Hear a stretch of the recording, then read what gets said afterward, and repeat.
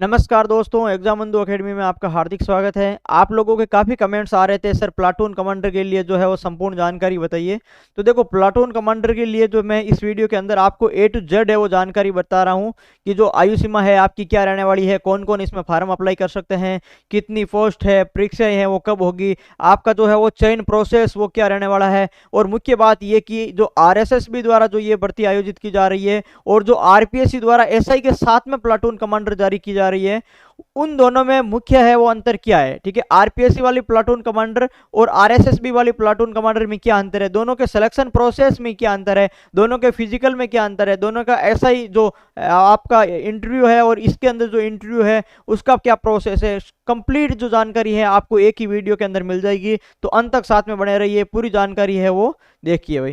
ठीक है, तो आइए शुरुआत करते हैं। आप देख रहे हो यहाँ पर जो मैंने आपको टोटल चीजें इंक्लूड की है, सैलरी, प्रमोशन, चयन प्रक्रिया, बुक लिस्ट, योग्यता, आपकी रैंक सिस्टम क्या है, आयु सीमा में किसको छूट है, और मेन बड़ी बात है कि एसआई भर्ती से ये अलग कैसे हैं। ठीक है, कंप्लीट जो जानकारी है वो मैंने इसके अंदर आपको शामिल की है भाई।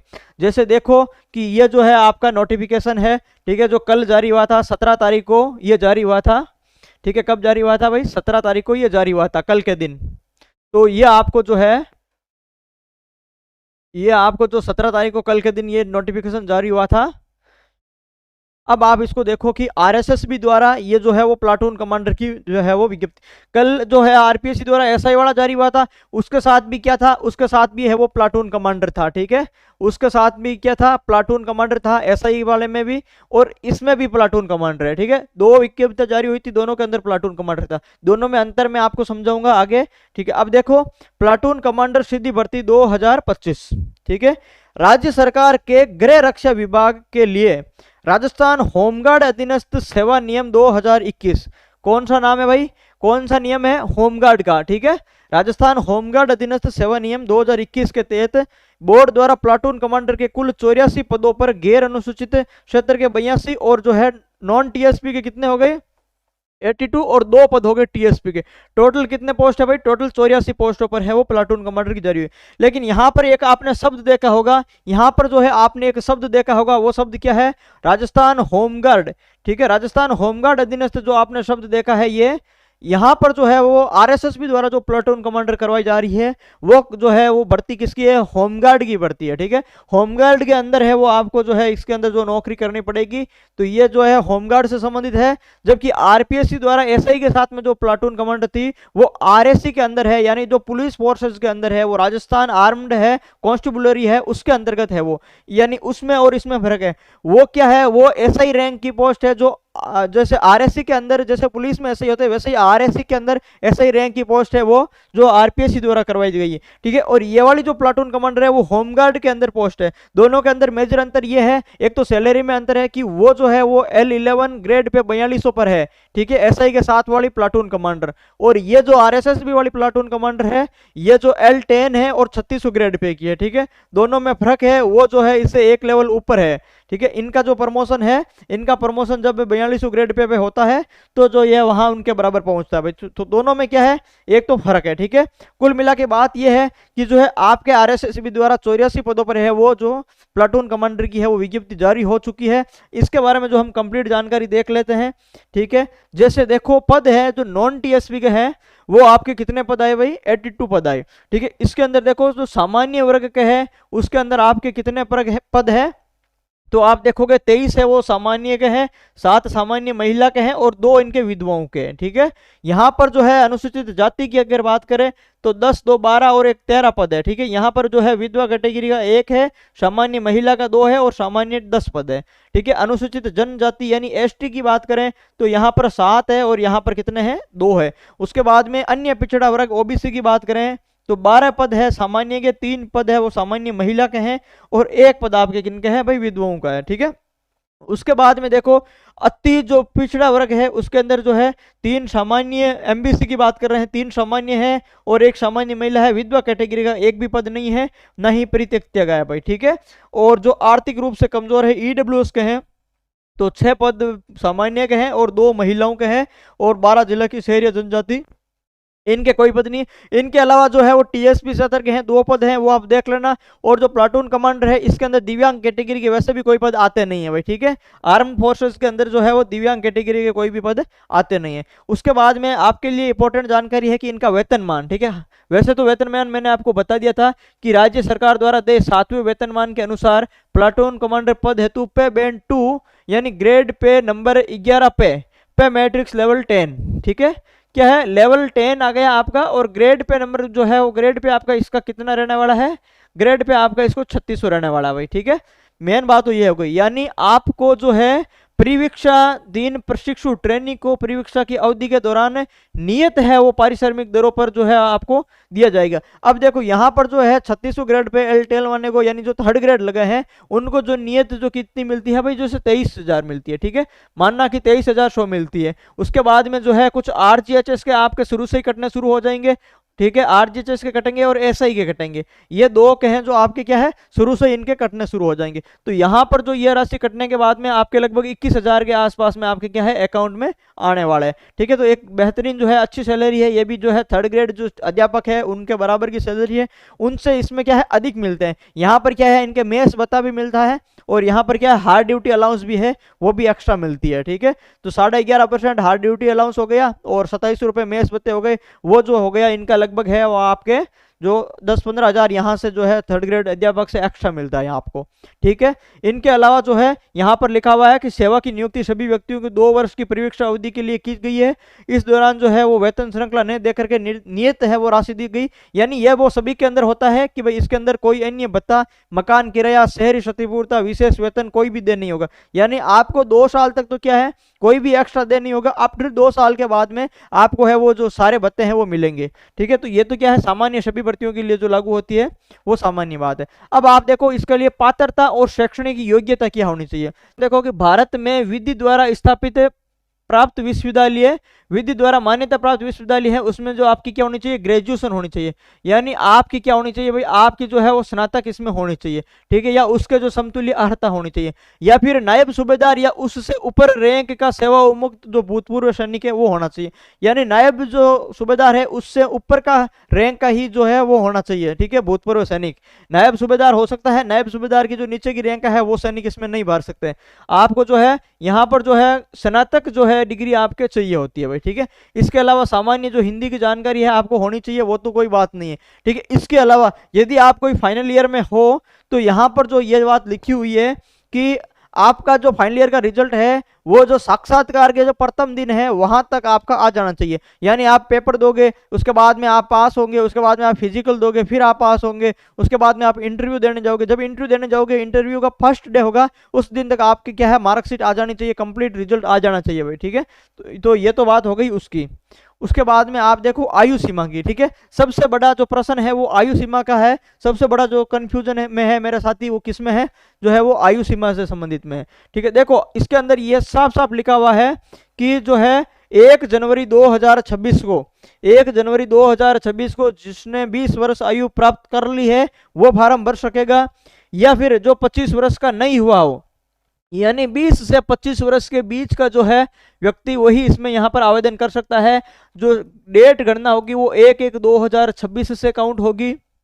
अब क्या है, अब इसके अंदर जैसे आरपीएससी के अंदर जब एसआई की भर्ती जारी हुई थी उसके अंदर भी यही जो है वो एज क्राइटेरिया था 20 से 25 का, लेकिन 4 साल विज्ञप्ति लेट आने के कारण सरकार ने वहां पर है वो 3 वर्ष की अतिरिक्त छूट दी थी, ठीक है। 3 वर्ष की सरकार ने क्या दी थी, विज्ञप्ति लेट आने के कारण जो है अधिकतम आयु में अतिरिक्त छूट दी थी, यानी वो आयु बढ़ करके वहां पर एसआई के अंदर कितनी हो गई 28 वर्ष हो गई, ठीक है। अब जो है 28 वर्ष के बाद में एसआई के अंदर है कैटेगरी वाइज एक्स्ट्रा और छूट मिलती है, जैसे ओबीसी एमबीसी एससी एसटी को वहां पर 5 जो है वर्ष की एक्स्ट्रा मिलती है, महिलाओं को 10 वर्ष की मिलती है, तो वो 28 में ऐड होते थे और वहां पर 33 जाते थे, महिला के 28 में 10 ऐड होते थे वो 38 जाती थी, ठीक है। तो वो तो हो गई एसआई की, लेकिन यहां पर क्या है, यहां पर है वो सरकार ने ऐसा कुछ भी नहीं कहा है कि विज्ञप्ति लेट जारी हुई है और हम 3 साल और आपको जो है छूट दे रहे हैं, ऐसी कोई भी छूट है आपको नहीं दी गई है। यानी कुल मिला के बात यही है कि आपकी जो आयु है वो 20 से 25 के बीच में होनी चाहिए, फिक्स है। उसके बाद में जो कैटेगरी वाइज जो छूट मिलती है वो तो वैसे भी मिलती है। अब जैसे कैटेगरी वाइज कैसे छूट मिलती है, तो यदि आप सामान्य वर्ग की महिला हो, ठीक है, देखो सामान्य वर्ग के पुरुष हैं उनको कोई भी छूट है वो नहीं मिलती है। यदि आप सामान्य वर्ग की महिला हो तो आपको है वो 5 वर्ष की, तो आपको है 5 वर्ष की क्या छूट मिलेगी, यानी आप 25 और 5 आप जोड़ लो, आप जो है वो 1/1/2026 को यदि 30 वर्ष से अधिक नहीं हो तो आप इसमें फार्म भर सकोगे भाई, ठीक है, सामान्य महिला के बारे में।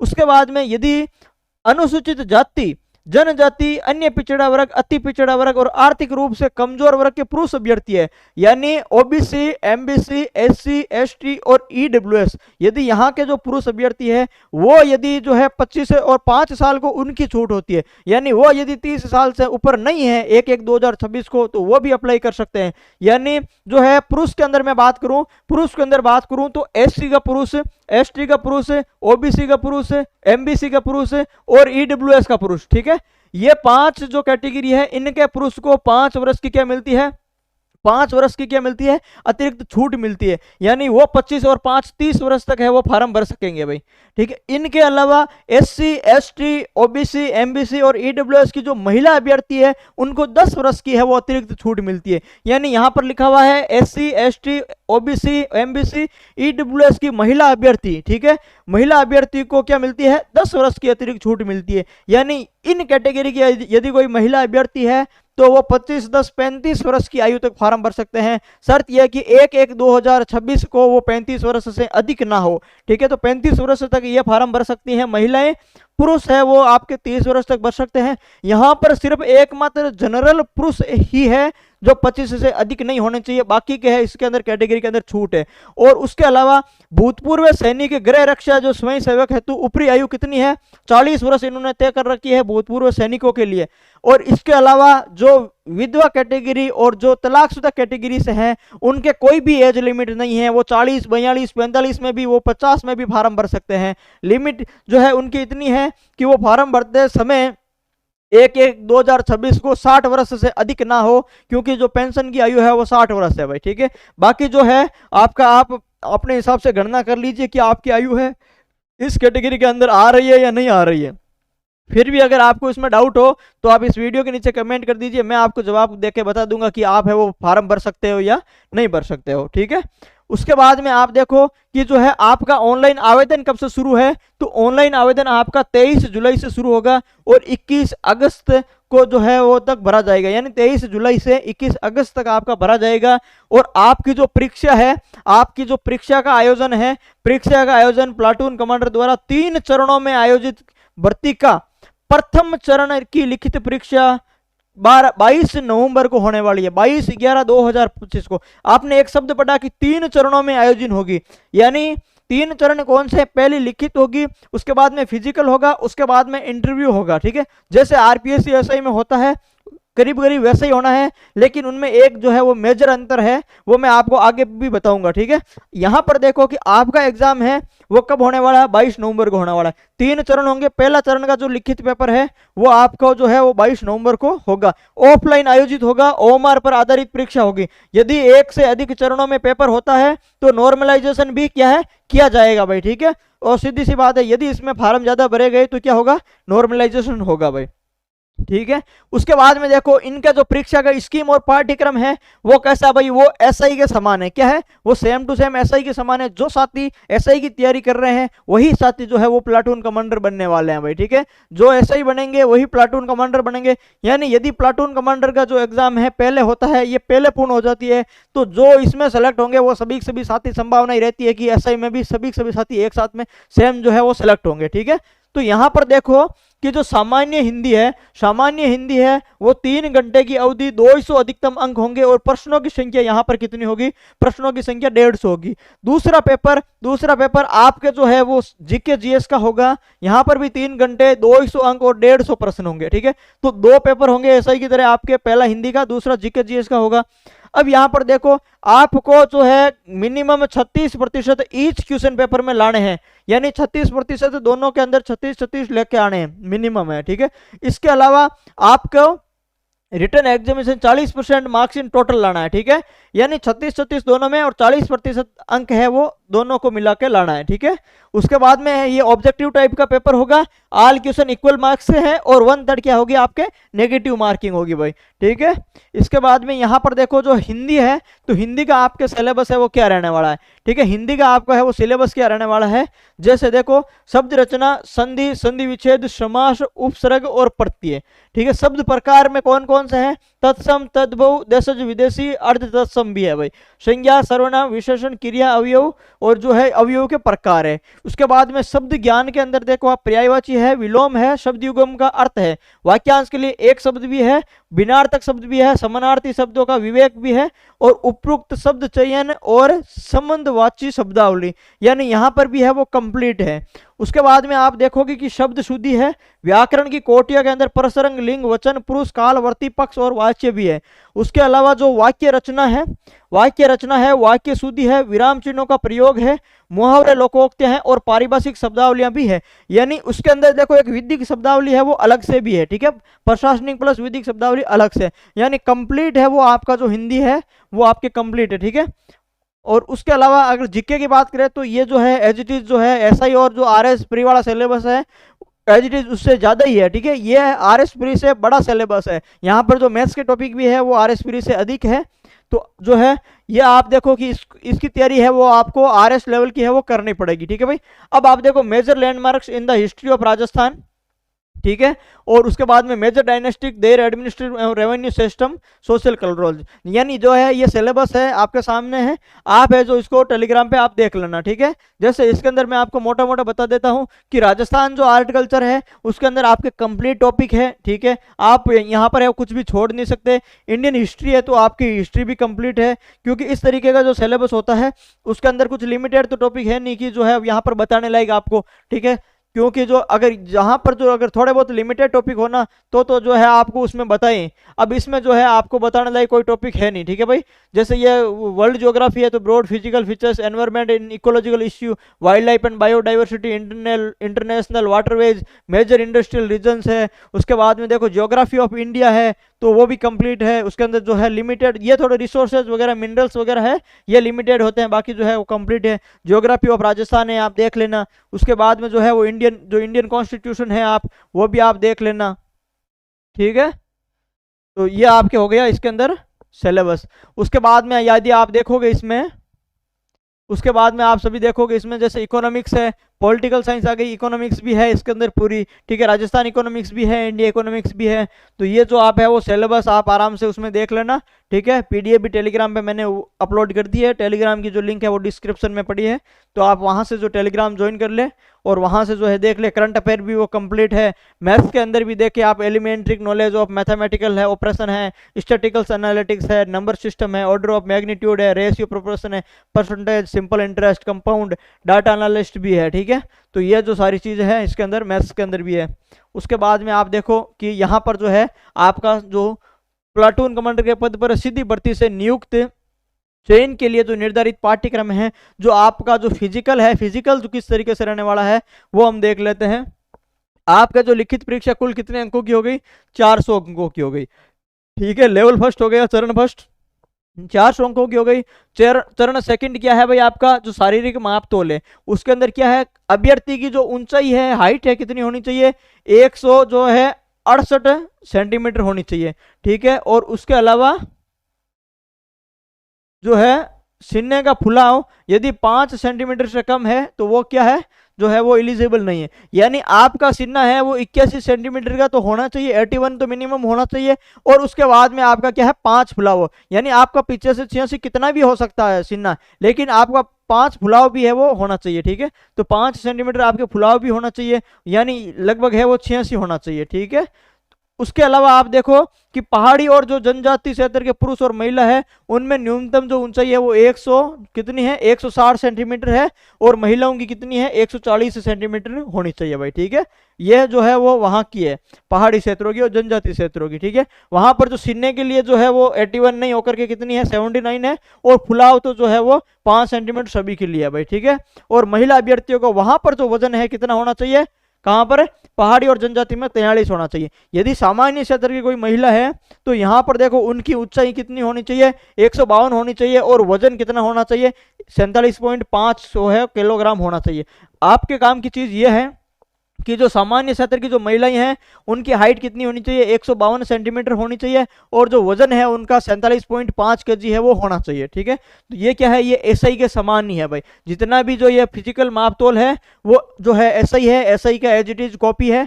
तो आपको है यहाँ पर भी देखो तो एसआई में देखने की आपको वैसे भी जरूरत नहीं पड़ेगी। ठीक है, पुरुष की हाइट 168 हो गई सामान्यतः, महिला की हाइट सामान्यतः 152 हो गई। ठीक है, पुरुष का सीना है वो 81 हो गया, 5 फुलाव होता है, और जो महिलाएं हैं, महिला का वजन है वो 47.5 किलो होना चाहिए। ठीक है, अभी तो जो है इनकी ये कैटेगरी होती है। ठीक है, इनके अलावा जो है आप शारीरिक दक्षता के जो नंबर है वो कितने नंबर होंगे भाई? 100 नंबर का है वो शारीरिक दक्षता होगा, जैसा एसआई में होता है। आपको मिनिमम 50 नंबर लाने ही लाने होते हैं। यदि आप 50 से कम लाते हो तो आप है वो इसमें एलिजिबल नहीं होते हो भाई। ठीक है, लिखित परीक्षा में आपका न्यूनतम 40% अंक की हमने बात की थी कि अलग अलग दोनों पेपर में 36 और कंप्लीट है आपके 40% होना चाहिए। यानी लिखित परीक्षा का 40% अंक प्राप्त करने वाले अभ्यर्थियों को शारीरिक दक्षता में शामिल किया जाएगा। ठीक है, जो 40% अंक प्राप्त करेगा उनको क्या जो है इसमें शामिल किया जाएगा शारीरिक दक्षता के अंदर। शारीरिक दक्षता परीक्षा 100 अंकों की होगी, जिसमें आपके जो है 50 अंक है वो आपके मिनिमम उत्तीर्ण के लिए आपको लाना पड़ेगा भाई। ठीक है, उसके बाद में देखो, उसके बाद में आपके जो है पुरुषों के लिए क्या क्या कैटेगरी है। तो आप देखो जो 100 मीटर दौड़ है वही समान एसआई वाली है। 100 मीटर पुरुषों की दौड़ है। यदि पुरुष 100 मीटर दौड़ को 14 सेकंड में दौड़ जाता है तो जो है उसको अंक कितने मिलते हैं भाई? 40 अंक मिलते हैं। मिनिमम आपको 50 नंबर लाने होते हैं। यदि वो 14 सेकंड में दौड़ जाता है तो इनको 40 तो एक ही जगह पर मिल जाते हैं। यदि वो 15 सेकंड में दौड़ता है तो उनको अंक मिलता है 30। यदि वो 16 सेकंड में दौड़ता है तो उनको अंक मिलता है कितना? 20। ठीक है, तो यह होता है कि यदि कोई पुरुष है वो 16 सेकंड में दौड़ गया तो उनको 20 अंक यहाँ से मिल गया, बाकी जगह से उनको है वो बाकी अंक है वो प्राप्त करने होंगे। टोटल 50 अंक तो मिनिमम उसको लाना ही होंगे। यदि दौड़ने के अंदर 100 मीटर दौड़ने के अंदर यदि 16 सेकंड से अधिक लग जाता है तो आपको जो है वो कोई भी नंबर यहाँ पर है वो नहीं मिलने वाला है। उसके बाद में यदि लंबी कूद, ठीक है, पुरुषों के लिए 3 कैटेगरी होती है। एक 100 मीटर दौड़ होती है, एक लंबी कूद होती है, और एक चिनिंग अप या फिर बीम होती है। 3 है वो जो पुरुषों के पास में होती है। और इसके अलावा जो यहाँ पर है जो दंड बैठक पुशअप्स है ये इन्होंने जो ऐड की है, ये दंड बैठक जो पुशअप है वो किसमें नहीं है भाई? वो आपके एसआई भर्ती के अंदर नहीं है। ठीक है, वो आपके किसमें नहीं है? वो आपके जो है एसआई भर्ती के अंदर नहीं है भाई। ठीक है, ये जो है वो एसआई से अधिक है भाई। ठीक है, यहां तक है वो एसआई में है। ये दंड और बैठक है ये एसआई के अंदर नहीं है। तो आप देखो यहाँ का जो है इसका फिजिकल भी हार्ड है। ठीक है, इसका फिजिकल भी उससे हार्ड है, पेपर भी उससे हार्ड है भाई। ठीक है, सिलेबस लेंदी है, फिजिकल भी लेंदी है। अब हार्ड तो वो दे नहीं दे वो उन पे है। ठीक है, अब आप देखो कि लंबी कूद, ठीक है, 15 फीट या फिर अधिक कोई कूदता है लंबी कूद तो उसको 20 नंबर मिलता है। 14 फीट तक कोई कूदता है तो उसको 15 नंबर मिलता है। यदि कोई 13 फीट तक कूदता है तो उसको 10 नंबर मिलता है। यदि मान लो किसी ने 16 सेकंड में दौड़ लिया उसको 20 नंबर मिल गई। यदि मान लिया उसने यहाँ पर क्या है जो है आपने 13 फीट के अंदर उसने क्या कर लिया, 13 फीट के अंदर है वो लंबी कूद कर ली तो उसको 10 नंबर यहाँ पर मिल गए। 20 और 10 30 नंबर हो गए। अब बाकी जगह वो इनको क्या है, बाकी नंबर बाकी जगह इनको लाना पड़ेंगे भाई। ठीक है, यानी चिनिंग अप में यदि किन्होंने है जो 20 नंबर लिया है, 10 चिनिंग अप निकाल दी तो 20 नंबर हो गई। 8 चिनिंग अप जिसने निकाल ली उसके 15 नंबर हो गई। 6 चिनिंग अप जिसने निकाल ली जो इनके 10 नंबर हो गई, और 6 से कम हो गई तो उनके 5 नंबर हो गए। शायद जो यहाँ पर है जो एसआई के अंदर शायद तक चिनिंग अप के जो संख्याओं में भी जो फर्क है, शायद तक ये आंकड़ा शायद तक जो है वो 10-7 का ऐसा कुछ आंकड़ा है, वो आप जो कंफर्म कर लेना। ठीक है, मैंने इसके लिए अलग से भी एक वीडियो बनाया है एसआई के लिए प्रॉपर, तो वो भी आप जाकर के देख सकते हो। यहाँ पर जो है वो कुछ मुझे फर्क लग रहा है। ठीक है, तो आप वो एक बार भी कंफर्म कर लेना। ठीक है, और जो दंड और जो उठक बैठक है उसके अंदर जो है आपको देखो पुशअप्स जो आपके 75 दंड है। ठीक है, तो उसके अंदर 2 मिनट यदि 30 सेकंड में आप करते हो तो आपको कितना मिलता है, जो है वो आपको कितना मिलता है भाई? 20 मिलता है। ठीक है, उसके बाद में आपके जो 65 दंड आप लगाते हो 2 मिनट 30 सेकंड में तो आपको 15 मिलता है। ठीक है, यहाँ पर देखो दंड भी अलग है और बैठक भी अलग है। यानी यहाँ पर दो, एक कैटेगरी ये हो गई, दूसरी हो गई है, तीसरी चिनिंग अप बीम वाली हो गई, चौथी जो है लंबी कूद हो गई, और जो 5 भी है वो आपके जो है दौड़ वाली हो गई। यानी यहाँ पर टोटल कितनी कैटेगरी है, 5 कैटेगरी है भाई, ठीक है। एसआई में इतनी सही कैटेगरी नहीं है, एसआई के अंदर ये 3 ही कैटेगरी है, ठीक है। 2 कैटेगरी यहाँ पर एक्स्ट्रा है, तो आप है वो ये सारी चीजें वहां पर आप देख लेना एक बार, एसआई वाली जो है दोनों कंफर्म कर लेना। मैंने अलग से वीडियो बना रखा है एसआई का, तो आप उसमें वो चीजें देख लेना भाई, ठीक है। उसके अलावा आप देखो महिलाओं के लिए क्या है, 100 मीटर दौड़ है, ठीक है। अब महिलाओं के लिए भी यहाँ पर जो है 17 सेकंड, 18 सेकंड और 19 सेकंड दे रखी है, ठीक है। महिलाओं के लिए कूद है वो 10 फीट दे रखी है, 9 फीट और ये दे रखी है। चिनिंग अप बीम, ठीक है, बीम और चिनिंग अप शायद वहां पर जो है वो एसआई के अंदर महिलाओं के लिए चिनिंग अप और बीम शायद तक नहीं है, ठीक है। आप एक बार इसको देख लेना, ठीक है। यहाँ पर जो है वो 7 चिनिंग अप, 6 चिनिंग अप, 5 और 5 से कम, ये जो आंकड़े हैं वहां पर जो एसआई के लिए जो पुरुषों के अंदर ये आंकड़े दे रखे हैं, ठीक है। महिला के अंदर एसआई के अंदर जो भर्ती है उसके अंदर ये जो सेक्शन है वो नहीं है शायद तक, ठीक है। मैं कंफर्म नहीं हूँ, आप एक बार देख लेना, ठीक है। मैंने भी उसके बारे में एक वीडियो बना रखा है, आप वो वीडियो जरूर देखें।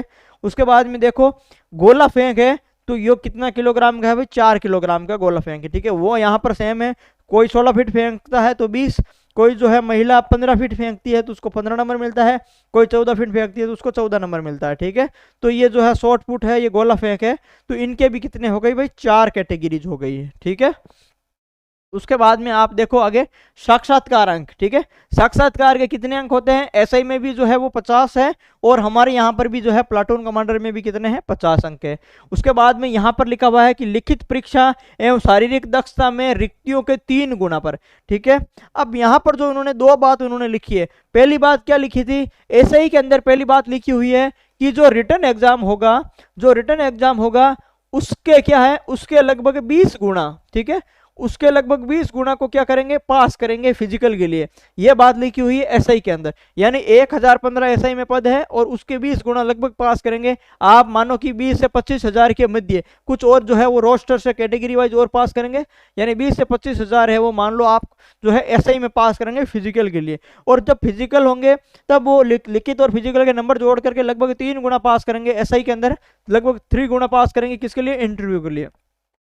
अब यहां पर क्या लिखा हुआ है, प्लाटून कमांडर पर क्या लिखा हुआ है कि जो रिटर्न होगा उस रिटर्न का जो 40% लेके आएगा, ठीक है। उन्होंने ऐसा शब्द है वो कहीं पे भी नहीं लिखा है कि जो है 20 गुना पास करेंगे उसको हम शामिल करेंगे, उन्होंने सिर्फ इतना ही लिखा है कि जो रिटर्न का जो टोटल 40% लेके आएगा उसको फिजिकल में शामिल करेंगे भाई, ठीक है। अब आगे क्या हो वो पता नहीं है, लेकिन जो है इन्होंने कहीं पे भी ऐसा मेंशन नहीं किया है इस बोर्ड ने प्लाटून कमांडर के लिए कि जो है 20 गुना पास करेंगे, ठीक है। उन्होंने तो जो कहा है 20 गुना पास करेंगे, यहाँ पर जो किया है इन्होंने इतना ही कहा है कि जो 40% लेके आएगा उन सबको क्या है फिजिकल के लिए हम पास कर देंगे, वो कितना गुणे होंगे वो पता नहीं, ठीक है।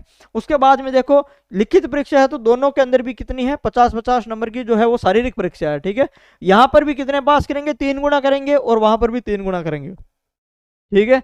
उसके बाद में देखो साक्षात्कार 50 अंकों का होगा, साक्षात्कार में उत्तीर्ण होने वाले अभ्यर्थियों की देखो एक लिखित, दूसरी दक्षता, तीसरी शारीरिक दक्षता, ठीक है। लिखित दक्षता परीक्षा, शारीरिक दक्षता और जो है साक्षात्कार के अंक जोड़े जाएंगे, यानी आप देखो कि जो है सबके नंबर आपके इसमें जुड़ेंगे, यानी लिखित परीक्षा प्लस शारीरिक जो दक्षता है फिजिकल के नंबर भी यहाँ पर ऐड होंगे। जबकि एसआई के अंदर फाइनल लिस्ट के अंदर क्या थे, फिजिकल के नंबर ऐड ही नहीं होते थे भाई, वहां पर जो थे वो रिटर्न के बाद में सीधा है वो इंटरव्यू के नंबर ऐड होते थे, फिजिकल एक बार पास करने के बाद में उसके नंबर वापस ऐड नहीं होते थे, यहाँ पर जो है वो उसके नंबर ऐड होंगे। एक मेजर चेंज ये है, दूसरा मेजर चेंज ये 40% वाला है, तीसरा मेजर चेंज आपने फिजिकल वाला देखा था, चौथा मेजर चेंज सिलेबस में भी हल्का सा फर्क है, ठीक है। 4 मेजर चेंज है यहाँ पर, ठीक है। उसके बाद में आप और 5वां जो सैलरी का फर्क है, ठीक है, 6ठा पोस्ट का भी फर्क है और 7वां भर्ती एजेंसी का भी फर्क है और 8वां विभाग का भी फर्क है, ठीक है। वो पुलिस विभाग है, ये होमगार्ड विभाग है। अब आप देखो जो है समस्त पूर्णांक का, जो अभ्यर्थी समस्त पूर्णांक का 45% अंक प्राप्त करेंगे उन्हें ही अंत में सफल घोषित किया जाएगा। यानी आप देखो कि 100 नंबर की लिखित परीक्षा, 400 की लिखित हो गई, 100 की आप क्या हो गई भाई जो है फिजिकल हो गया और 50 का क्या हो गया जो है साक्षात्कार हो गया, यानी 550। जो व्यक्ति 550 में से टोटल मिलाकर के 45% से अधिक लेके आएगा, यानी वहां पर 40% लाएगा तो उस कैटेगरी में शामिल होगा। फिर वहां से पास होने के बाद में टॉप 3 गुना को यहां पर शामिल करेंगे। उसके बाद में क्या किया इन्होंने, कंप्लीट का यदि कोई 45% से कम है तो उनको है वो सफल नहीं मानेंगे, ठीक है। यानी 45% इन्होंने यहाँ पर बात कर ली है, ठीक है। एवं उनके द्वारा प्राप्त अंक के आधार पर वरीयता सूची यानी मेरिट है वो रैंक तय की जाएगी जो 45% से अधिक हो, सबका मिला करके भाई। परंतु भर्ती बोर्ड SC ST OBC और MBC के उन अभ्यर्थियों की सिफारिश कर सकेगा जिन्हें न्यूनतम अंक प्राप्त करने में विफल रहने के बावजूद बोर्ड द्वारा प्रशासन की दक्षता का सम्यक ध्यान रखते हुए सेवा के लिए उपयुक्त घोषित किया गया। यानी यहाँ पर इन्होंने यह कह दिया कि यदि इन कैटेगरी का जो किसी भी अभ्यर्थी के 45% से भी कम आते हैं और बोर्ड यदि उनको उपयुक्त समझता है, बोर्ड के स्वयं विवेक पर है, यदि वो इनको उपयुक्त समझता है कि ये जो लोग हैं वो शारीरिक दक्षता और जो है इसके एलिजिबल है, तो वो क्या है उनकी सिफारिश उसके बावजूद भी कर सकते हैं, नंबर कम आने के बावजूद भी बोर्ड कर सकता है, ठीक है। यदि वे साक्षात्कार में 12.5% अंक और यथास्थिति कुल मिलाकर के 40% अंक प्राप्त करते हैं, ठीक है। यानी इनको कुल मिला के 5% की छूट दी गई है, ठीक है। उसके बाद में बोर्ड द्वारा आयोजित की जाने वाली सभी वस्तुनिष्ठ परीक्षाओं में किसी प्रश्न का उत्तर नहीं दिए जाने के संबंध में अभ्यर्थी से पुष्टि करवाए जाने हेतु OMR उत्तर पूर्वक में 5वां विकल्प के संबंध में निर्देश लागू किए गए। यानी 5वां ऑप्शन होगा, वो आप सभी को पता है, सारे एग्जाम के अंदर है वो 5वां ऑप्शन होता है आपके, ठीक है। तो कुल मिला के जो ये सारी हमारी जो जानकारी थी जो इससे रिलेटेड है वो कंप्लीट जो है यहाँ पर जो जानकारी मैंने आपको दे दी है, दोनों में मैंने आपको अंतर बता दिया है। सब आप है वो अपने हिसाब से देख लीजिए कि आपके अंदर है क्या होना। अब देखो मेजर बात है, यदि आप तैयारी कर रहे हो तो जो यहाँ पर मेजर चेंज ये है, ये जो वो है वो RPSC करवा रही है और ये है जो RSS भी करवा रही है। RPSC का एग्जाम का पेपर पैटर्न का फर्क है और RSSB का अलग है। वहाँ का जो है पेपर आपने देखा होगा पिछले 6 महीनों के अंदर जो पेपर है कितना जो है उसका शानदार लेवल का पेपर आता है, और यहाँ का जो है पेपर लगभग वैसे तो नॉर्मल लेवल का आ ही रहा है, लेकिन इसका जो है वो सिलेबस जो है कुछ उस तरह का है, ठीक है। तो हो सकता है कि इस बार जो है इसका लेवल है हाई रहे, क्योंकि यहाँ पर इन्होंने ये भी कह दिया है कि जो 40% लाएंगे उनको शामिल करेंगे। यदि यहाँ पर ये लेवल इजी रखते हैं तो खूब शामिल हो जाएंगे, और वो ये नहीं चाहेंगे कि जो है 5-5 लाख है वो फिजिकल में शामिल हो, तो वो यही चाहेंगे कि पेपर इतना हार्ड बनाए कि जो हमें जितने चाहिए उतने ही जो है वो पास हो। यानी कुल मिला के आप चाहे तैयारी RPSC की करो और या चाहे तैयारी आप RSSB की करो, SI और प्लाटून कमांडर की जो है उसमें कंपटीशन बहुत शानदार होने वाला है और पेपर दोनों के दोनों में उच्च स्तरीय होने वाले हैं भाई, ठीक है।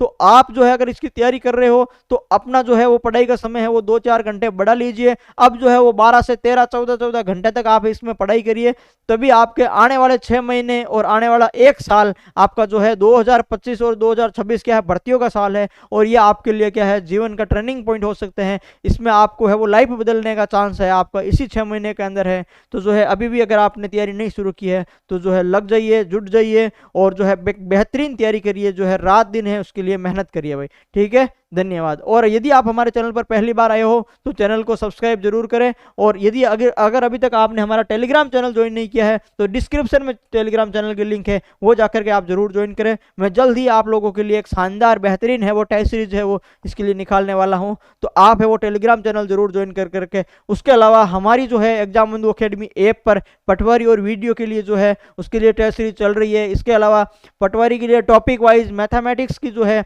अलग से स्पेशल टेस्ट सीरीज है वो भी चल रही है, तो वो भी आप जाकर के ज्वाइन कर सकते हो, ठीक है। इसके अलावा आप है वहाँ पर विभिन्न जो है करंट अफेयर्स के वगैरह और जो वीडियो के लिए इकोनॉमिक्स है वो मैंने एकदम निःशुल्क करवा रखी है, बेहतरीन कंटेंट के साथ में करवा रखी है। हमारा टारगेट जो है वो राजस्थान के अंदर 30 आउट ऑफ 30 जो है इकोनॉमिक्स का जो पार्ट है उसमें से लाने का है। इसी आधार पर जो मैंने सारा कंटेंट वहाँ पर तैयार करवाया है, तो वो कंटेंट भी आप जाकर के एक बार जरूर देखें भाई, ठीक है।